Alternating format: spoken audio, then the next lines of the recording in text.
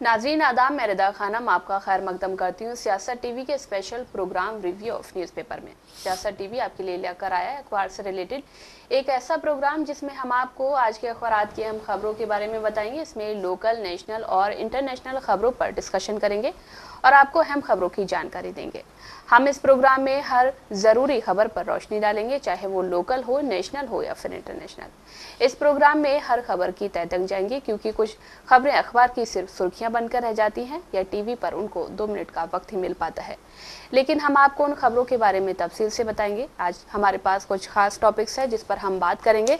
जैसा कि सबसे पहले बात करते हैं हम हमेशा तेलंगाना की, तो तेलंगाना से जो खास मुद्दा सामने आ रहा है कि जो KTR हैं उन्होंने कांग्रेस पर एक निशाना साधते हुए कहा है कि कांग्रेस कल्याणकारी योजनाओं में कटौती कर रही है या जो BRS के द्वारा जो योजनाएं लागू की गई थी उनको पूरी तरह से बंद कर रही है। तो वहीं पर बात करते हैं कि सुप्रीम कोर्ट ने दिल्ली दंगे के जो आरोपी बनाए गए थे, आरोपी ताहिर हुसैन, उन पर एक सख्त टिप्पणी की है और सख्त टिप्पणी करते हुए कहा है कि ऐसे लोगों को चुनाव नहीं लड़ने देना चाहिए। वहीं पर आम आदमी पार्टी की बात करें तो आम आदमी पार्टी के जो संयोजक है अरविंद केजरीवाल, उन्होंने लोगों से अपील करते हुए कहा है कि 5 तारीख को आप जो है आम आदमी पार्टी के लिए वोट करें। और वहीं पर महाराष्ट्र की बात करें तो महाराष्ट्र की राजनीति में इस वक्त भूचाल मचा हुआ है। जैसा कि हमने पहले भी देखा था कि जब मुख्यमंत्री बनने का समय था तो सीएम जो शिंदे थे, जो पूर्व सीएम रह चुके हैं, उन्होंने कुछ ऐसी बातें कही थी और ऐसे कुछ काम किए थे कि जिसके थ्रू सरकार बनने में बहुत ही देरी हुई और वो अपने गांव जाकर बैठ गए थे। और ऐसा ही कुछ अभी भी देखने को मिल रहा है। और वहीं पर यूपी के संभल में एक हिरासत में लिए गए व्यक्ति की मौत हो गई है, जिस पर काफी हंगामा देखने को मिला। और वहीं पर बात करते हैं, डोनाल्ड ट्रंप ने राष्ट्रपति पद की शपथ ले ली है और उन्होंने इसके साथ ही कई अहम फैसले भी लिए हैं। तो सबसे पहले बात करते हैं और इन सारे टॉपिक्स पर बात करने के लिए हमारे साथ मौजूद है हमारे साथी अशर यासिर। आपका खैर मकदम है। शुक्रिया।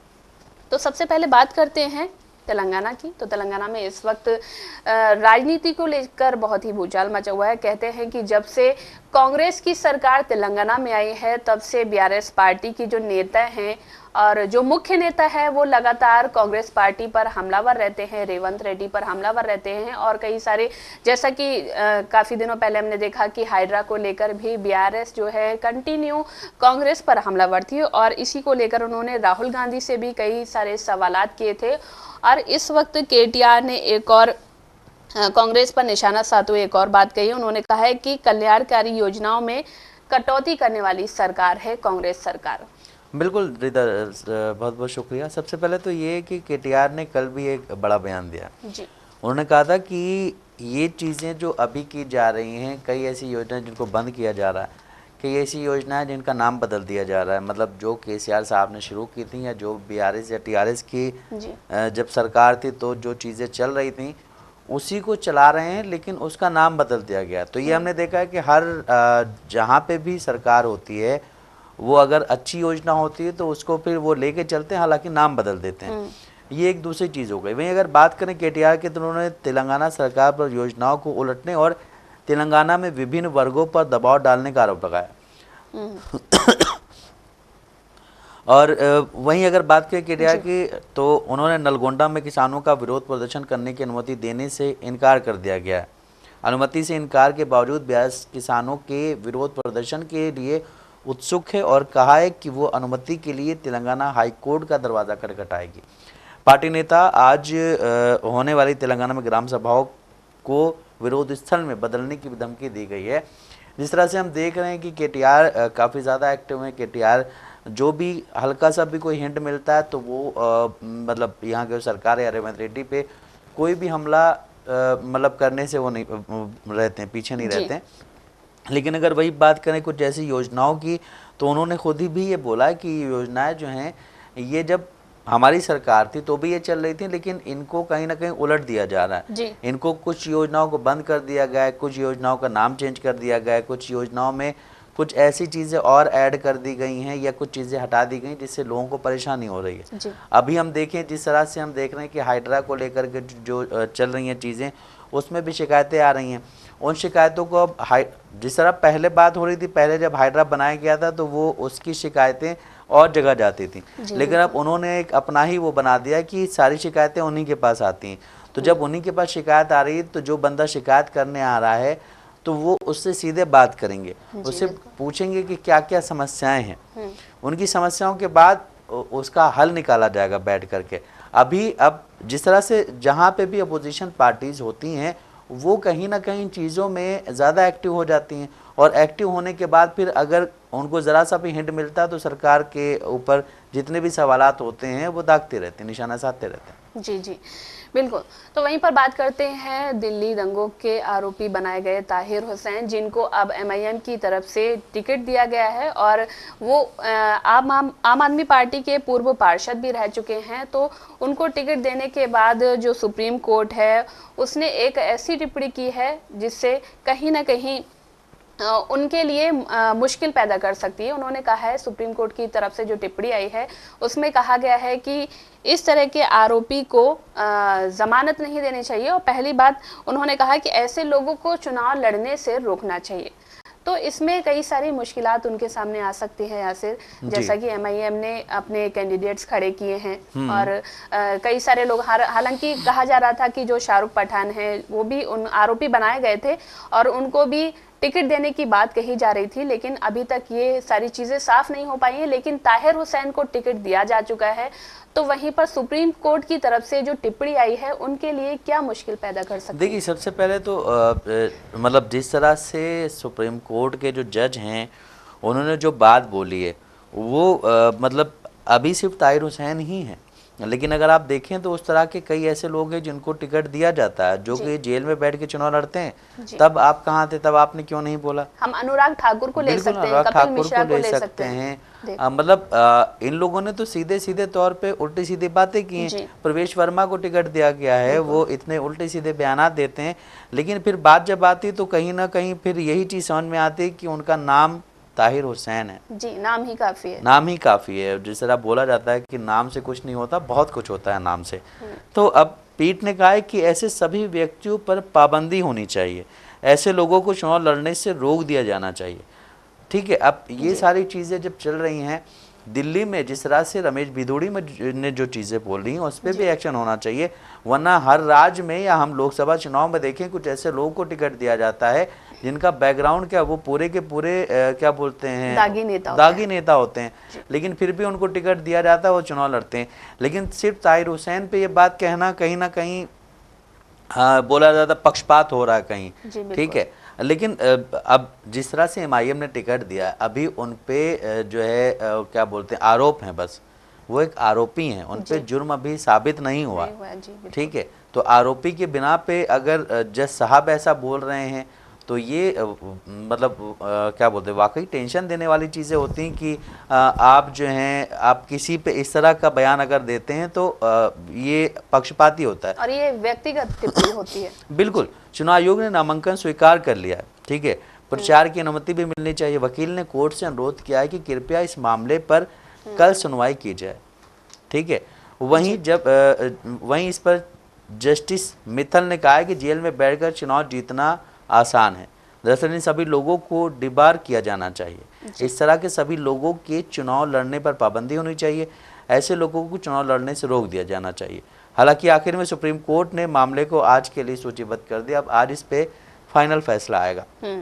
अब बात करते हैं, अगर सुप्रीम कोर्ट के वकील हैं या जज हैं जिनके सामने ये चीज़ें जाती हैं, वो अगर इस तरह के बयानात देते हैं तो वही बात है कि अगर इस तरह के बयानात आप दे रहे हैं तो आपको, अगर आप अभी तक खंगाल लीजिए, अभी ज़्यादा टाइम नहीं हुआ है, अभी आप 2024 का लोकसभा चुनाव देख लीजिए और उसके बाद हरियाणा चुनाव देख लीजिए और आप महाराष्ट्र चुनाव देख लीजिए, आपको दिख जाएगा कितने ऐसे दागी लोग हैं जिनको टिकट दिए गए, जिन पे केसेस चल रहे, जिन पे मर्डर के भी केसेस चल रहे हैं।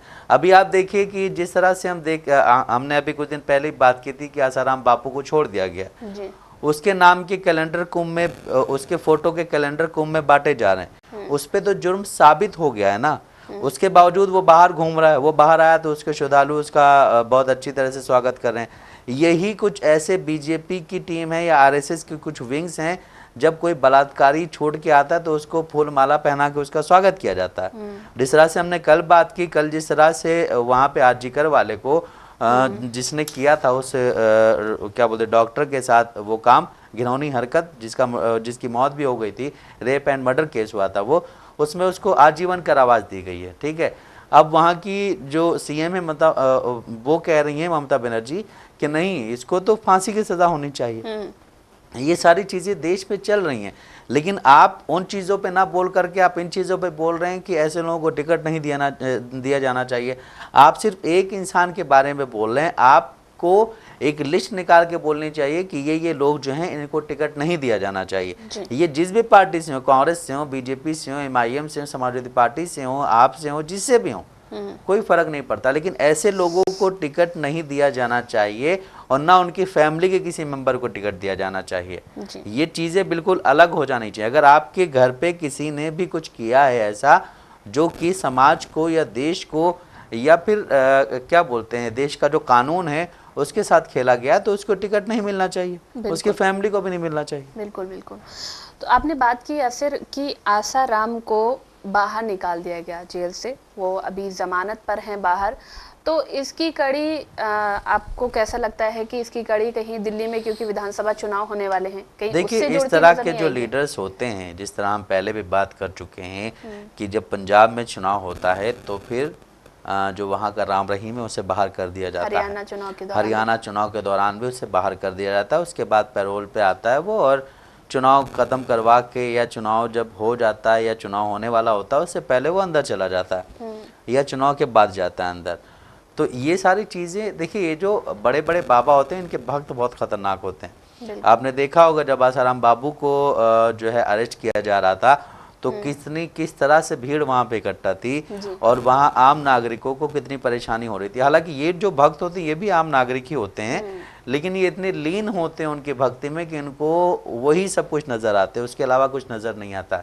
तो इनकी एक आवाज़ पे इनके भक्त बहुत कुछ कर सकते हैं। वोट देना तो मतलब एक आम चीज़ हो गई, इनकी एक आवाज़ पे बहुत कुछ कर सकते हैं। और ये भी कहा जाता है कि जो बड़े बड़े बाबा हैं, जो सो कॉल्ड बाबा कहते हैं अपने आप को, लेकिन उन पे जो इल्ज़ामात लगे हैं वो रेप और मर्डर के लगे हुए हैं और वो साबित भी हो गए हैं, लेकिन फिर भी उनको बाबा कहा जाता है। ये हिंदुस्तान है और यहाँ पे बहुत सारी ऐसी चीज़ें होती हैं जो नहीं होनी चाहिए, जो किसी और मुल्क में नहीं होती हैं, लेकिन यहाँ पे पाई जाती हैं कि एक इंसान है जिसने रेप किया है और जिसने मर्डर किया है, अदालत में वो गया है, क्या बोलते केस हुआ है, उस केस के बाद वो जुर्म सिद्ध भी हो गया, लेकिन फिर भी वो बाबा का बाबा ही है। ये चीज़ें सिर्फ हिंदुस्तान में पाई जाती हैं। तो इन जैसे लोगों को कुछ सरकारों का शरण भी मिला होता है, संरक्षण होता है, ठीक है, वो सरकार के साथ मिल करके आपको दिखेंगे नहीं, लेकिन वो काम कर रहे होते हैं। जी, आपने बात की कि ऐसे बाबा होते हैं जिनकी भक्ति में भक्त लीन होते हैं और उनको इन सारी चीज़ों से कोई फर्क नहीं पड़ता कि वो बलात्कारी है या उसने कौन सा अपराध किया है, क्योंकि ये सारी चीज़ें सिर्फ और सिर्फ भक्ति के लीन होने पर ये सारी चीज़ें सामने आती हैं। जैसा कि कल ही एक बयान सामने आया था कि IIT मद्रास के जो डायरेक्टर हैं वी कामकोटी ने, उन्होंने एक बयान दिया था। उन्होंने कहा था कि सन्यासियों को जब तेज़ बुखार आता है तब वे गौमूत्र का इस्तेमाल करते हैं। उन्होंने कहा कि ऐसा मैंने भी किया है और मुझे भी इससे काफ़ी फ़र्क नज़र आया। तो अब जब इतने पढ़े लिखे लोग जब इस तरह की बातें करते हैं तो हम आम नागरिक से क्या ही उम्मीद कर सकते हैं। बिल्कुल सही बात है। अब जो आम नागरिक है जो कि अनएजुकेटेड है और जो उन बाबाओं के चक्कर में है, जो उन बाबाओं को मतलब क्या बोलते हैं बाबा मानता है, उनका भक्त है, वो इसको प्रेफरेंस इन्हीं का देंगे, रेफरेंस देंगे कि देखो वो तो इतने पढ़े लिखे इंसान हैं, उन्होंने भी ये बात कही है, तो वो तो यही करेगा। बिल्कुल। तो वहीं पर बात करते हैं कि दिल्ली में विधानसभा चुनाव होने वाले हैं और चुनाव में बहुत ही कम समय बचा है और प्रत्येक पार्टी जोर शोर से चुनावी प्रचार भी कर रही है। तो वहीं पर बात करें दिल्ली के जो पूर्व सीएम रह चुके अरविंद केजरीवाल की, उन्होंने कल विश्वास नगर में एक जनसभा को संबोधित किया और उन्होंने जनसभा को संबोधित करते हुए कहा कि आने वाले समय में जो 5 तारीख को चुनाव होने वाला है, आप ज्यादा से ज्यादा संख्या में वोट करके आइए आम आदमी पार्टी को। और उन्होंने कहा कि अगर आपने आम आदमी पार्टी को वोट ना करके किसी और पार्टी को वोट दिया तो ये जो दिल्ली में अस्पताल खुले हैं, स्कूल खुले हैं, ये पूरी तरह से बंद हो जाएंगे। देखिए, दिल्ली के सीएम अरविंद केजरीवाल के बारे में बीजेपी और कांग्रेस जो कहती है वो बिल्कुल गलत नहीं कहती। कभी कभी ऐसा नज़र भी आता है जी। कि अरविंद केजरीवाल जिस तरह से पिछले 10 साल से सत्ता में हैं, अभी जो 5 साल ये वाले हुए इसमें केसेस हुए हैं ना, उससे पहले तो आप फुल फ्लेज उसमें थे ही सरकार, उसमें सीएम भी रह चुके हैं आप, और आप इन 10 सालों में तकरीबन मुझे लगता है 9 साल आप सीएम रहे हैं, ठीक है। और 9 साल सीएम रहने के बाद भी अगर आपको वोट मांगने के लिए ये कहना पड़ता है कि मैं आपका बेटा हूँ, आप मुझे वोट दे दीजिए, तो कहीं ना कहीं इससे ये दर्शाता है कि आपने काम बहुत कम किए हैं, ठीक है। अभी कल उन्होंने कहा है कि आप लोगों के आशीर्वाद से हम महिला सम्मान योजना, संजीवनी योजना और पुजारी गारंटी सम्मान जैसी योजनाओं पर चुनाव के बाद काम करेंगे। केजरीवाल ने कहा है कि आपका बेटा केजरीवाल नहीं, उन्होंने कहा है कि अगर गलती से भी दिल्ली में बीजेपी की सरकार आ गई तो वो झुग्गियां तोड़ देंगे, लेकिन जब तक आपका बेटा केजरीवाल जिंदा है तब तक झुग्गियों को कुछ नहीं होगा। इससे पहले भी झुग्गियां तोड़ी गई हैं केजरीवाल साहब के टाइम पर। जी, 10 साल से वो सत्ता में 10 साल से हो रहा है ये। उस वक्त भी आप कुछ नहीं बोले थे आपका जब, अच्छा अभी झुग्गियां नहीं तोड़ी जाएंगी, ठीक है, ये इन्होंने बोला है, लेकिन जब झुग्गियां तोड़ी जाती हैं तो ये कहती हैं जो है ये केंद्र सरकार का काम है, हम कुछ नहीं कर सकते हैं। ये देखिए, जब ये आए थे पॉलिटिक्स करने के लिए तो एक अलग चेहरा थे, लेकिन अब ये सो कॉल्ड पॉलिटिशियन हो गए हैं। अब ये भी जो है आपने देखा होगा, जब इससे पहले जो चुनाव हुए थे उसमें जब ये जीत करके आए थे तो इन्होंने एक बहुत ही 2020 में चुनाव जीतने के बाद ही इन्होंने एक क्या बोलते हैं वो दिया था, नारा दिया था, जो कि बीजेपी भी देती है। बीजेपी भी वही मतलब वही वो बोलती, स्लोगन बोलती है जो इन्होंने बोला था। इनमें उनमें कोई फर्क नहीं।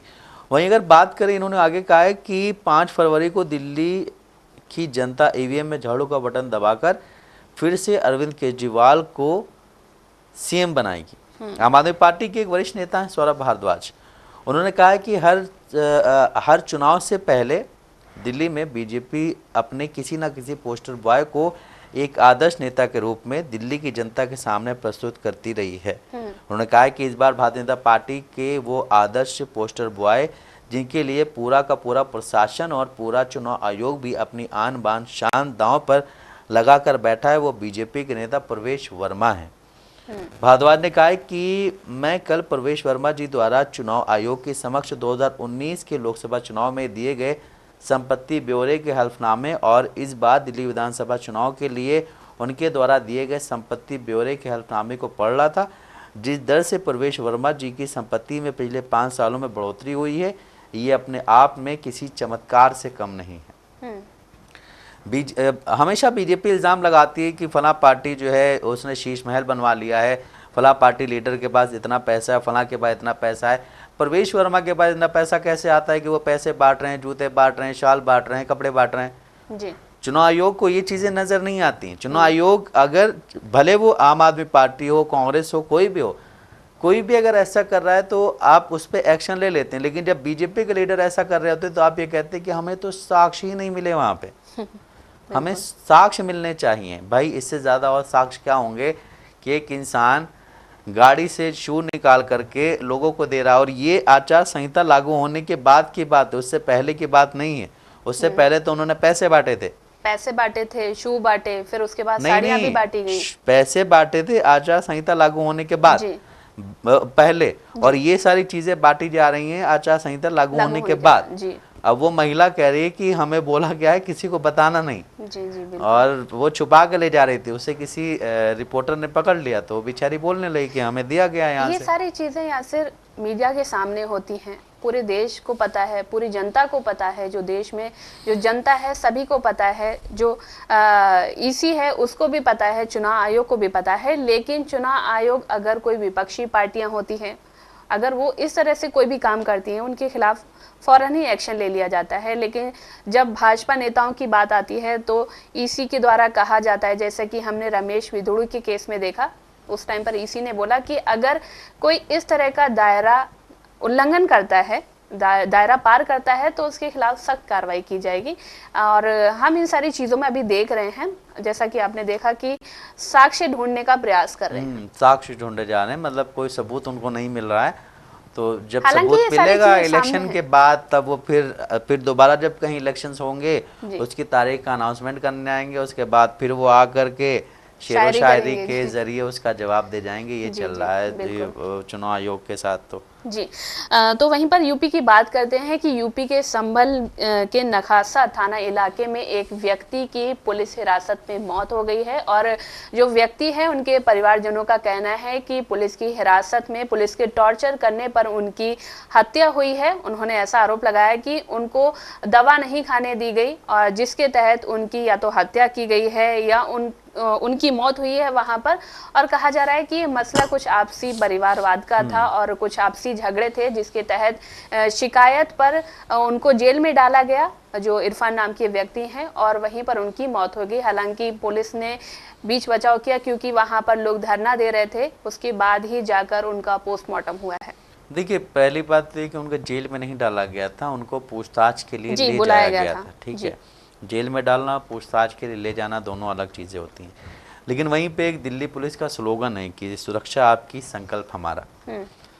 लेकिन मालूम नहीं ये कैसी सुरक्षा और कैसा संकल्प है कि हिरासत में आदमी की मौत हो जाती है। और यूपी पुलिस की अगर बात करें तो यूपी पुलिस के माथे पर ये दाग पहली बार नहीं लगा है, और जिस तरह के हालात हैं वैसा लगता है कि आखिरी बार भी नहीं है। और ये पूरी तरह से कहा जाए, जिस तरह से वहाँ के लोगों का कहना है, या वहाँ के जो समाजवादी पार्टी के लीडर हैं ज़ियाउर रहमान, उनका कहना है कि यह हत्या है। और जिस तरह से पहले से बोला जा रहा है कि भाई जब संभल में चीज़ें शुरू हुई थी, उस दौरान जो 5 लोगों की मौत हुई थी, 5 लोगों को गोली मारी गई थी, और जिसने ऑर्डर दिया था गोली मारने का, आप उसको पकड़िए। लेकिन आप पकड़ रहे हैं उनके ही घर वालों को कि भाई चलो, तुमने पत्थर क्यों चलाया। जो 5 लोग चले गए उनका कुछ नहीं है, अब आप ये कर रहे हैं। और जिस तरह से बोला गया, इसमें पुलिस की तरफ से ये बताया गया है कि इरफान ने चौकी में ये कहा कि उसे अपनी दवाइयाँ लेने की आवश्यकता है, और पुलिस ने उसे दवा लेने की अनुमति दी। पुलिस इतनी शरीफ है संभल की कि उसने फ़ौरन उससे जो है दवा लेने की इजाज़त दे दी, जिसके बाद इरफान ने सीने में दर्द की शिकायत की और उसे तुरंत उसके बेटे के साथ अस्पताल ले जाएगा, जहाँ इरफान की मौत हो गई। अब जो ये पुलिस ने बोला है, इसके बाद इन पे कोई केस नहीं हो सकता, क्योंकि मामला संभल का है और जिसकी डेथ हुई उसका नाम इरफान है। जिस तरह हम अभी बात कर रहे थे कि नाम में बहुत कुछ रखा हुआ है, नाम की वजह से ही नहीं हो सकता। वहीं पुलिस का कहना ये भी है कि इरफान की मौत संभवतः मतलब जो हार्ट बीट रुकने से हुई है। संभल पुलिस के अधीक्षक ने इस मामले को लेकर कहा कि इरफान के दवा न लेने के आरोप पूरी तरह से निराधार हैं। उनके घर वालों की तरफ से ये बताया जा रहा था कि वो दवा लेना चाह रहे थे, लेकिन जल्दबाजी में पुलिस आई और उनको लेके चली गई, जिस वजह से उनकी मौत हुई है। अब ये सारी जो थ्योरी पुलिस ने बताई है, इस थ्योरी के आधार पे ही काम होगा। जिसके घर का बेटा मरा है, जिसका बाप मरा है, जिसका पति मरा, जिसका भाई मरा है, उन लोगों के घर के जो भी बयानात होंगे उसको पुलिस जो है क्या बोलते हैं, अपने हिसाब से नहीं देखेगी। वो झूठ बोल रहे हैं। और योगी सरकार के सामने भी अगर ये बात रखी जाएगी तो वो भी कहेंगे नहीं, जो पुलिस कह रही है वो सही है, बाकी जो आप कह रहे हैं वो गलत है। और जिस तरह से अभी उत्तर प्रदेश की अगर हम बात करें तो उत्तर प्रदेश में कोई जिस तरह बोला गया है कि पहला मामला नहीं है और ना ही ये आखिरी मामला होगा। जिस तरह से चीजें चल रही हैं उत्तर प्रदेश में, एक के बाद एक, एक के बाद एक, एक के बाद एक, ऐसी ऐसी चीजें सामने आ रही हैं जो कि पॉसिबल ही नहीं है। उत्तर प्रदेश में कुंभ लगा हुआ है। कुंभ में हमने देखा, कल एक बाबा थे, वीडियो काफ़ी ज़्यादा वायरल हो रहा है। बाबा कांटों पे बैठ करके अपना उनको जो भी आता है वो पैसे देता जाता है। लोग उनका मजाक बना रहे थे। भाई एक ज़ईफ़ इंसान है, वो इंसानियत के नाते भी आप समझ सकते हैं कि एक ज़ईफ़ इंसान है, उसके बाद कुछ यूट्यूबर लड़की एक गई, उन्होंने उस बाबा के साथ इतनी बदतमीजियाँ की हैं। जी। आप एक जगह देखिए कि जो कुंभ लगा हुआ है उसका कंपेयर किया जा रहा है हज से।